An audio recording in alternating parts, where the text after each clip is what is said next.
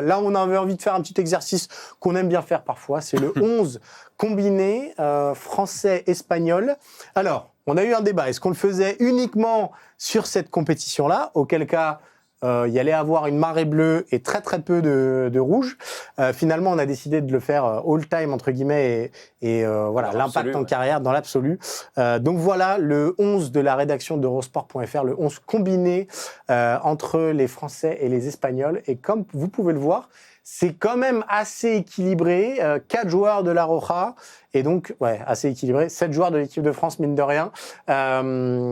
Alors dites-nous, voilà, il y a eu des débats, notamment le Yamal Dembélé, le Pedri Rabiot qui sur cette compétition peut s'entendre, mine de rien. Oui, il y a eu des débats sur la compétition. Exactement. En valeur absolue. Si, moi le seul truc où j'étais pas d'accord avec vous deux, c'est que j'aurais presque mis Pedro Porro arrière droit plutôt que Jules Koundé, mais je pense que je suis un peu influencé par les dernières prestations, quoique c'est quand même de mieux en mieux, mais de Jules Koundé, et un peu influencé aussi parce que Pedro Porro, on le voit beaucoup plus, il est plus spectaculaire, c'est un latéral très offensif qui peut être décisif, mais qui a aussi des trous d'air. Donc, mais voilà, je crois que ça résume le fait que ce qui nous fait peur dans cette Espagne, ça tient en deux choses, c'est Lamine Yamal et c'est le milieu de terrain, évidemment.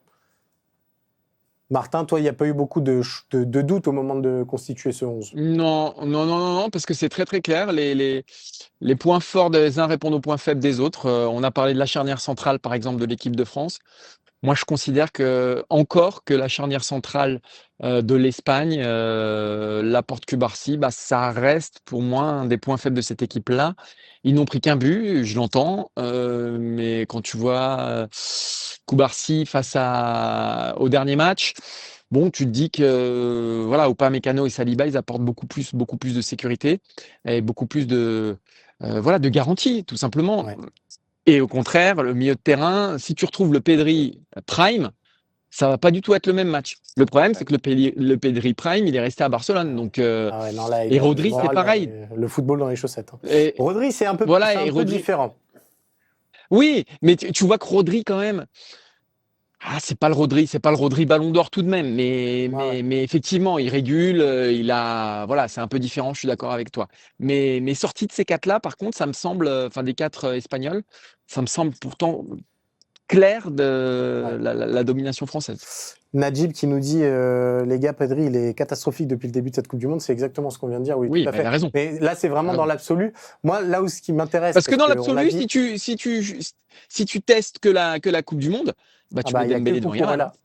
Oui, et puis il y a que Cucurella entre guillemets dans cette équipe espagnole qui serait devant. Mais moi, c'est ça qui m'intéresse dans ce débat-là, c'est que finalement les Bleus l'emportent avec 7 joueurs présents, mais que là où les Espagnols gagnent, hormis le poste de latéral gauche Cucurella versus Digne, il y a un monde où on peut préférer Tchouaméni à Rodri et un monde où on peut préférer Rabiot à Pedri dans des styles très différents et selon le plan de jeu que vous adapterez.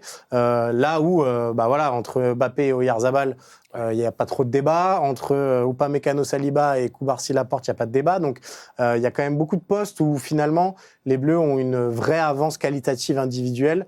Mais une fois qu'on a dit ça, il faut rappeler que l'Espagne est un formidable collectif aussi. Ouais. Et c'est ce qui permet de nuancer cette approche poste par poste. Parce que c'était déjà le cas à l'Euro 2024 finalement. Alors il y avait Nico Williams qui est une équation un peu différente et qui était compliquée à mettre parce que, pas pareil, dans cette Coupe du Monde, on n'est pas sûr qu'il soit à 100%.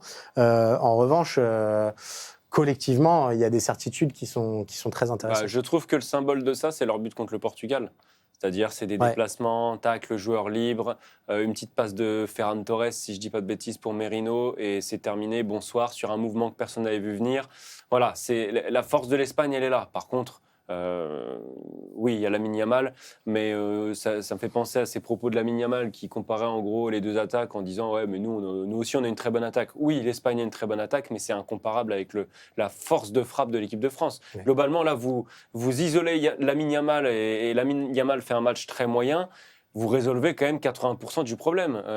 Du côté de l'équipe de France, c'est ce qu'on disait tout à l'heure, vous isolez Olysée, il y aura encore Dembélé, Mbappé, Doué. Donc, et puis, je ne parle même pas des joueurs qui vont sortir du banc. Donc, il y a quand même un petit gouffre. Par contre, le banc espagnol est supérieur en cas de prolongation. Bah, il y a débat. Ouais. Il y a un vrai débat. Ouais, il y a débat, mais je comprends qu'on puisse le dire. Il y a de la densité. Il y a de la densité, mais nous, en termes de joueurs décisifs, individuels, mais en fait, c'est toujours pareil. Ouais. Je trouve que le banc résume très bien le débat qu'on a là, c'est-à-dire qu'individuellement, on a des joueurs qui ont une qualité sans doute un peu supérieure, là où collectivement, dans le projet collectif, le projet collectif espagnol ne va pas changer en fonction des entrants. Là où le plan de jeu collectif des Français peut être un petit peu modifié en fonction des individualités qui rentrent, quoi. Voilà.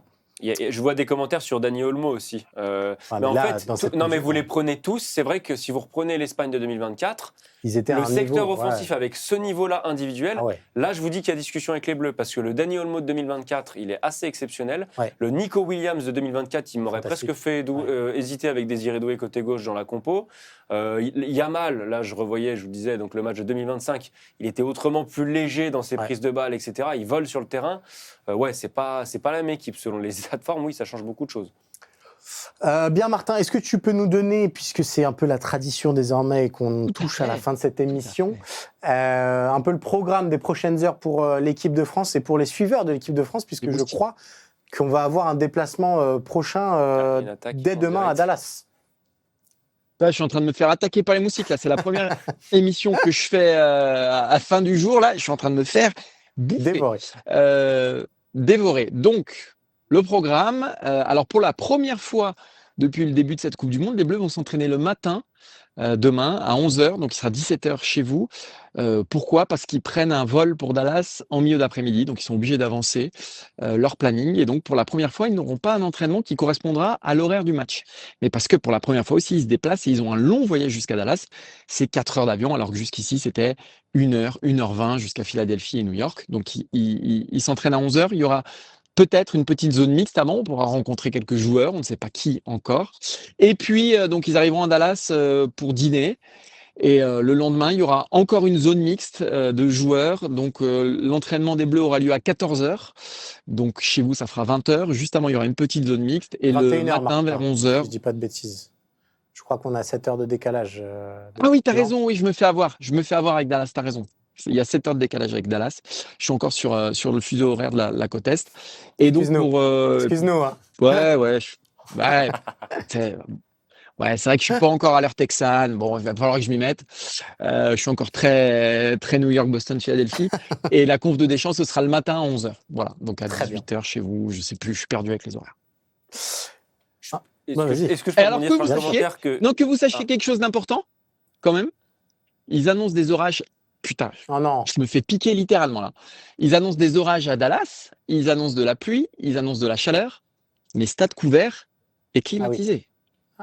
Pour la première fois pour les Bleus. Voilà. Il y a de la petite info dans le FC Stream Team. Il y a de la petite info dans le FC Stream Team. Qu'est-ce qu'on croit ? On enquête un petit peu là, hein ? Qu'est-ce qui se passe ? On en pose des coups de fil. Le prix Albert Londres est pour toi. Je pense que tout le monde va bien mieux dormir après avoir entendu cette info. Non, je voulais juste rebondir moi sur un petit commentaire pour revenir au jeu, ce que je trouve intéressant. Faire gaffe à tous ces joueurs, et c'est Fabienne Germont, faire gaffe à tous ces joueurs espagnols qui rentrent dans la surface de réparation, CF les 2 buts face à la Belgique. Ça, c'est très vrai, parce que je ne crois pas que l'équipe de France ait affronté une équipe comme ça pour l'instant, avec autant de joueurs qui se projettent sur les centres, parce qu'on parle des buts de Yamal, il y a les centres. Et alors, pour se projeter, vous avez des joueurs de surface quand même parmi les milieux, Fabian Ruiz, Merino. Il y a tous ces joueurs-là qui viennent, parfois il y a même des latéraux dans la surface. Ça, la gestion des centres, des projections, ça va être un vrai enjeu, je pense.